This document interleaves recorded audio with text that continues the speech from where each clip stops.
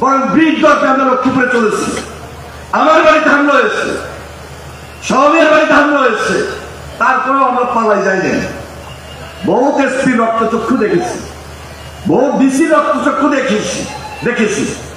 আর তাই বাইরে গডফাদারের রক্তচক্ষু তো আমাদের কাছে খুব মাউলি সাধারণ ছিল, কিন্তু সবসময় বিদ্যাঞ্জলি দেখিয়ে এই পৌরসভায় এই জন্য আমরা নেতৃত্ব দিয়েছি, মাথা নত করে আমরা নেতৃত্ব দিই নাই। কিন্তু প্রকৃত সংগঠন গড়ার ক্ষেত্রে যে ভূমিকাটা নেওয়া দরকার ছিল, সুযোগের অভাবে আন্দোলনের কারণে সেটা করতে পারি নাই।